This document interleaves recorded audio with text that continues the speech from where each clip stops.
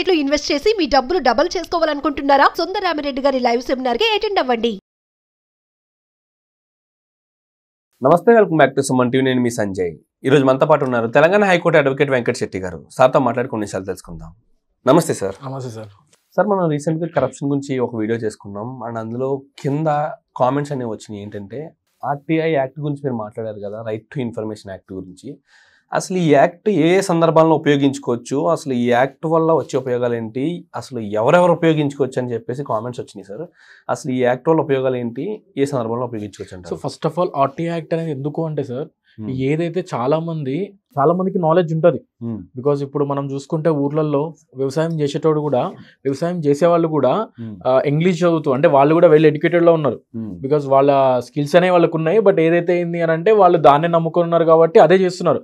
So చాలా మందికి ఏంది అని అంటే వాళ్ళని వెళ్ళి అడగడానికి వెళ్ళి 10 సార్లు గవర్నమెంట్ ఆఫీసర్ని మనకి ఏదైతే కావాలి, ఫర్ ఎగ్జాంపుల్ ఒక పాస్బుక్ కోసం మనం ఒక మెమో వేసుకున్నాం, ఒక అప్లికేషన్ పెట్టుకున్న తర్వాత మనం ఎన్ని రోజుల నుంచి తిరుగుతున్నా పాస్బుక్ అనేది అవ్వదు. అండ్ మనం గవర్నమెంట్ ఆఫీస్లో చూసుకుంటే ఏదైనా కూడా మనం తిరగంగా ఎప్పటికో అయిపోతుంది. అండ్ అదే కాకుండా కరప్షన్ అనేది చాలా ఉందన్నమాట.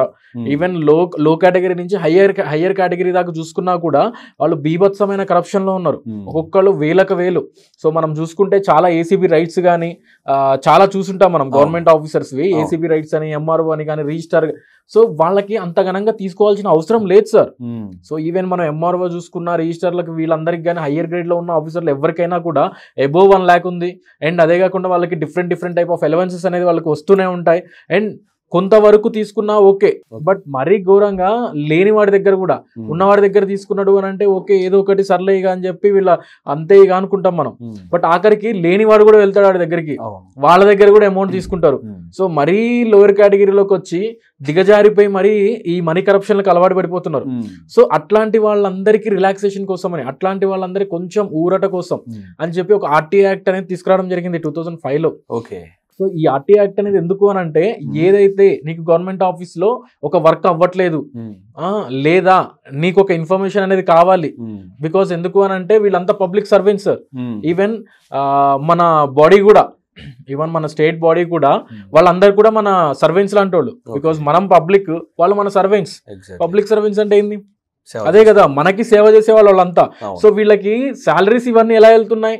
మనం ఇచ్చే ట్యాక్సుల రూపాన అండ్ మనం ఇచ్చే మన దగ్గర కలెక్ట్ చేసే డిఫరెంట్ టైప్ ఆఫ్ ట్యాక్సెస్ రూపానే వాళ్ళకి అమౌంట్ వెళ్తున్నాయి, శాలరీ రూపాన. అండ్ ఈవెన్ మనకి వాళ్ళు శాంక్షన్ చేసే బడ్జెట్ కూడా మన అమౌంట్ తోనే. సో స్టేట్ లెవెల్లో కానీ సెంట్రల్ లెవెల్లో కానీ తీసుకునే ట్యాక్సెస్ తోనే వాళ్ళకి జీతాలైనా కానీ, లేకపోతే వాళ్ళకి ఇచ్చే అలవెన్సెస్ అయినా ఏ అయినా కూడా మన అమౌంట్. వాళ్ళు ఉన్నది కంప్లీట్ మన వర్క్ చేయడానికి. సో ఒకవేళ ఎవరైనా పర్సన్ వెళ్ళి కనుక నువ్వు ఉన్నది నా వర్క్ చేయడానికి ఎందుకు చేయవు అని అంటే, అచ్చా అవునా అని చెప్పి అప్లికేషన్ తీసి పక్కన పడేస్తారు, నువ్వు ఎవరికి చెప్పుకుంటావు చెప్పుకో అని చెప్పి. ఇట్లాంటి సిచ్యువేషన్ లో సింపుల్ థింగ్ అనమాట, ఆర్టీఐ యాక్ట్ ప్రకారం మనం ఒక మెమో అనేది రాసి వాళ్ళకి ఇచ్చిన తర్వాత అప్పటికి కూడా వాళ్ళకి ఏదైతే మనకు కావాలో దాన్ని క్లియర్ కట్ గా ఆ మెమోలో రాసి వాళ్ళకి ఇవ్వాలి. సో వాళ్ళకి ఇచ్చిన తర్వాత కూడా ప్రాపర్ గా గనక చేయట్లేదు, లేదు ఇది ఎట్లా అంటే మనం బై పోస్ట్ కూడా పంపించచ్చు. అండ్ అదే కాకుండా ఆఫ్లైన్ లో కూడా చేసుకోవచ్చు, వాళ్ళ ఆఫీస్కి వెళ్ళి కూడా చేసుకోవచ్చు. ఇన్ కేస్ బై పోస్ట్ అయితే ఆర్పిఐడి చేయాలన్నమాట. బికాస్ ఆర్పిఐడి ఎందుకు అని అంటే వాళ్ళకి రిసీవ్ అయినట్లు ఒక స్టాంప్ కొట్టి మళ్ళీ మనకి ఏదైతే పైన ఎక్నాలజ్మెంట్ మనకు వస్తుంది. సో వాళ్ళకి రిసీవ్ అయినట్లు మన దగ్గర ఒకటి ఉంటుంది, ప్రూఫ్ ఉంటుంది. ఇన్ కేస్ ఆఫ్లైన్ అయినా కూడా ఒక స్టాంప్ కొట్టించుకొని రావాలి. బికాస్ ఎందుకు అని అంటే నువ్వు తీసుకున్నట్లు, అంటే ఒక అప్లికేషన్ కనుక నార్మల్ పర్సన్ వెళ్ళి గవర్నమెంట్ ఆఫీసర్ దగ్గర పెట్టుకుంటే ఆయన రిసీవ్ చేసుకున్నట్లు ఒక ప్రూఫ్ అనేది మన దగ్గర ఉంటుంది, ఎవిడెన్స్ అనేది. మనం దరఖాస్తు చేసుకున్నాం, ఇదంతా కూడా 30 days లో ఏదైతే మనం అడిగామో, ఏదైతే మనకు కావాలో, మనం ఆర్టీఐ యాక్ట్ ప్రకారం ఏదైతే అడుగుతున్నామో అది 30 days లో మనకి ప్రొవైడ్ చేయాలి. ఇన్ కేస్ 30 days లో ప్రొవైడ్ చేయకపోతే మనము సింపుల్ గా ఆర్టీఐ యాక్ట్ ప్రకారం సెక్షన్ 19 సబ్సెక్షన్ 1 కింద మనం ఎవరైతే కన్సర్న్ హయ్యర్ అథారిటీ ఉంటుందో వాళ్ళకి మనం అప్పీలెంట్కి వెళ్ళాలి. అంటే వాళ్ళని అప్పీలెంట్ అథారిటీ అంటారు అనమాట.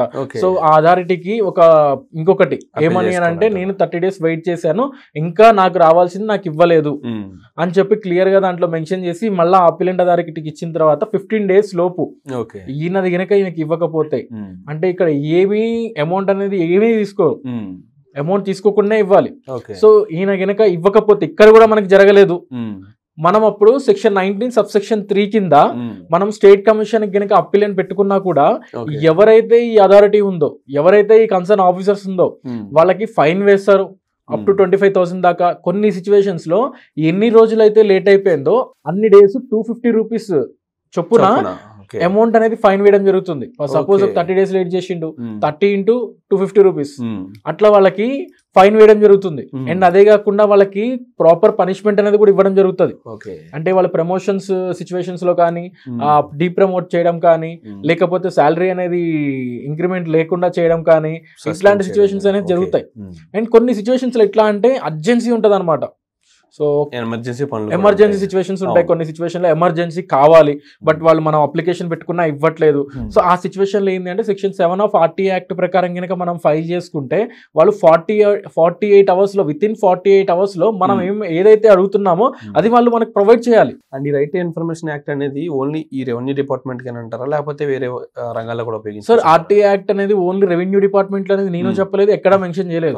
ఇక్కడ ఏంటంటే పబ్లిక్ లో, అంటే నీకు ఎగ్జాంపుల్ గా నేను రెవెన్యూ డిపార్ట్మెంట్ గురించి చెప్పా. బికాస్ ఎందుకు అని అంటే ప్రతి ఒక్కళ్ళకి రెవెన్యూ డిపార్ట్మెంట్ తోనే ఎక్కువ పని రెవెన్యూ డిపార్ట్మెంట్ తోనే ఉంటది. ఇన్ కేసు ఒక హౌస్ నెంబర్ చేంజ్ చేయాలన్నా, లేకపోతే ఏం చేంజ్ చేయాలన్నా మున్సిపల్ ఆఫీస్ కన్నా ఇక్కడికన్నా నీకు ఎక్కడ ఇది ఇక్కడ మనకి ఎక్కడ యూజ్ అయితే ఎక్కువ, ఏదైతే ఏ గవర్నమెంట్ ఆఫీస్ అయినా కూడా, ఏ గవర్నమెంట్ ఆఫీస్ లో అయినా కూడా మనం RTA యాక్ట్ ప్రకారం ఫైల్ చేసుకోవచ్చు.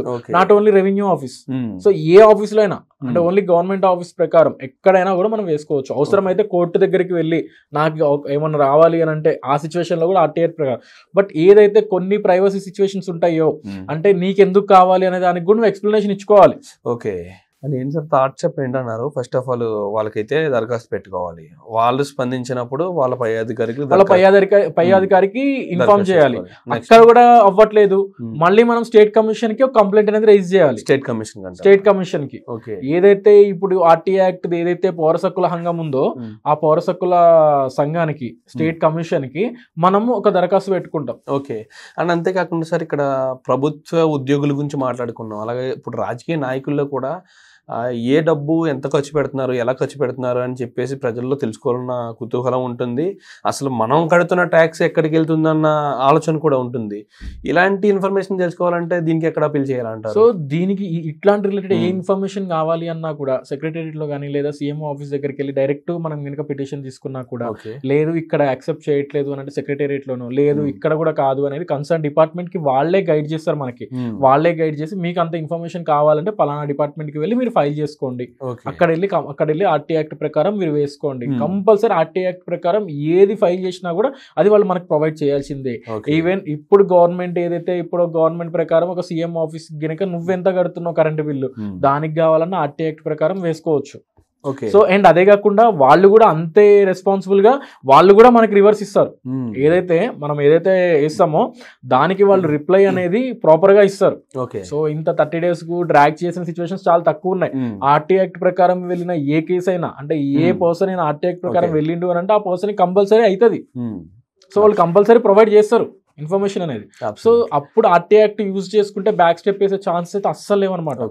Thank you sir, thank you very much. ఇలాంటి మరికొన్ని ఇంట్రెస్టింగ్ వీడియోతో మనం ముందుకు వద్దాం. Thank you sir.